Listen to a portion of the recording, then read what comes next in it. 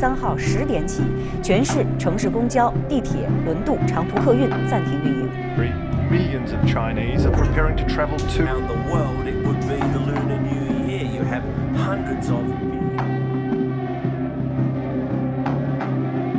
Some hospitals in Wuhan city of China have successfully discovered many cases of pneumonia with a history of exposure to the South China seafood market.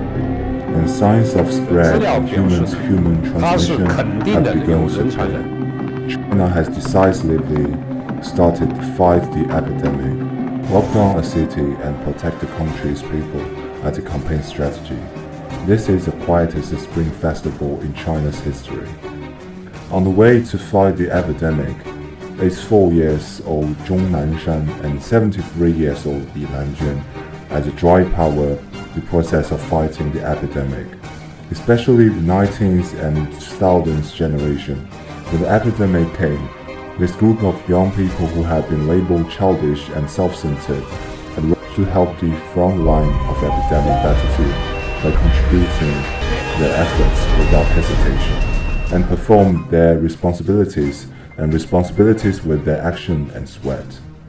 After the coronavirus outbreak, while people are still trying to search the origin of the virus transmission and treatment, lack of scientific basis information began to spread out on the social media platform, speed of spreading even quicker than the virus itself. The widespread of misleading information, also known as an information virus, continues to infect on social media, triggering what is known as an infodemic, which exacerbates the fear and concern of COVID-19.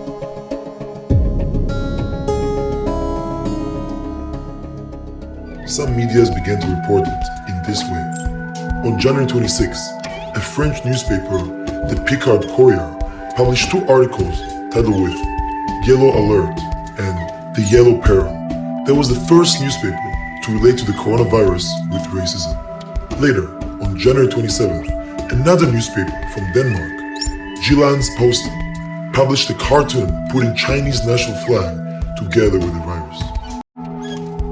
On January 29th, the Herald Sun of Australia called Corona Chaos Chinese virus pandemonium. Then, on February 1st, the German newspaper Der Spiegel wrote Coronavirus made in China on the cover of the latest issue. The label of racism, the sarcasm, vulgar interest, the expressions directly related to the image of a country. Just like the reports this time, when China and virus appeared in the most eye-catching media titles and picture at the same time. People will abandon the rational cognition that an infectious virus has occurred in China. Some people have been infected, and they turn to the stereotype impression that Chinese people carry the infectious virus, which directly leads to more serious discriminatory speeches and action.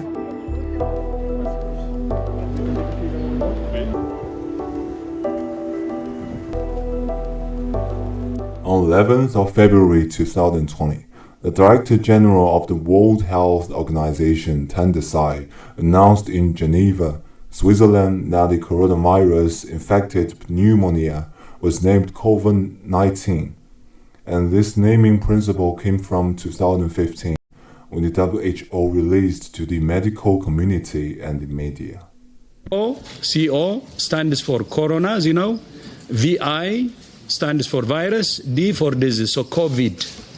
On March 18, 2020, the former US President Trump directly regarded coronavirus as Chinese virus on the different social media platforms, causing shocks and encouraging racism that's caused negative results. COVID-19. That name gets further and further away from China as opposed to calling it the Chinese virus. The survey of overseas Chinese and overseas Chinese in response to the epidemic conducted by Yunnan University showed that over 25.11% of overseas Chinese believe that there are working and living environment discrimination against Chinese after the outbreak. This specific discrimination is mainly manifested as China, in where the epidemic starts. Therefore, all Chinese, like Asians, should be blamed. The virus is borderless and non-distinguished by ethnic groups. We are the victims when confront this epidemic.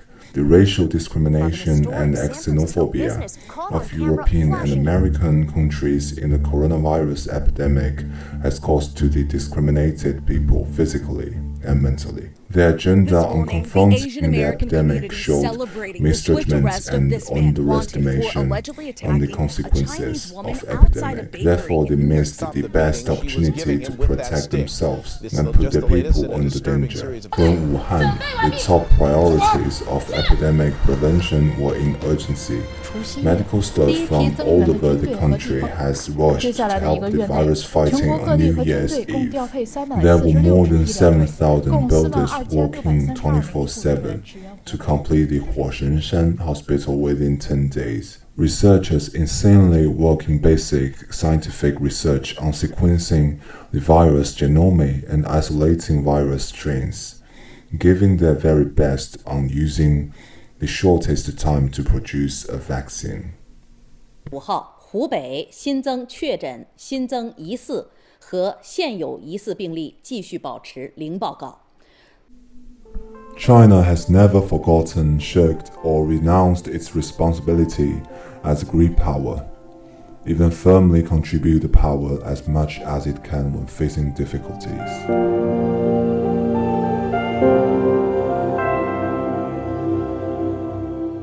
As of 26th of March 2020, China has officially announced to provide assistance to 83 countries and international organizations by sending 7 medical expert teams to assist during the epidemic.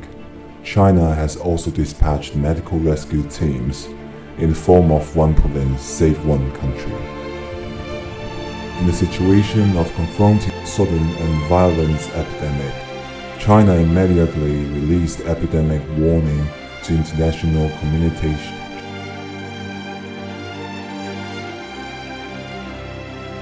and shared scientific data and technical achievements such as the full genetic sequences. Of course, this is a novel coronavirus, and it's a new discovery. So identifying the pathogen was done swiftly, and it shows the capacity that China has now. And the sequencing was done quickly, but more importantly, it was shared immediately. And that's why Korea, Japan, Thailand were able to diagnose the new coronavirus quickly. China has also achieved initial results in its own anti-epidemic and shared the valuable prevention, control experience, diagnosis, treatment plans, and anti-epidemic materials as much as possible. With the world while the epidemic broke out in many countries around the world, which has initiated the largest global emergency humanitarian campaign in the new China's history. From March to May in 2020, China provided material supports to 200 countries and regions and exported 70.6 billion medical masks, 240 million sets of protective clothing, and 225 million test kits. COVID-19 vaccine development and deployment in China, when available, will be made a global public good. This will be China's contribution to ensuring vaccine accessibility and affordability in developing countries. Maintenant, en Chine, sont privés de beaucoup des aspects d'une vie normale. C'est un message de gratitude parce que ce sont les sacrifices de ceux qui sont privés de tous les aspects positifs de la vie dont nous jouissons, ceux qui sont privés de ça pour éviter que la maladie se propage, sont en train de rendre service à l'humanité.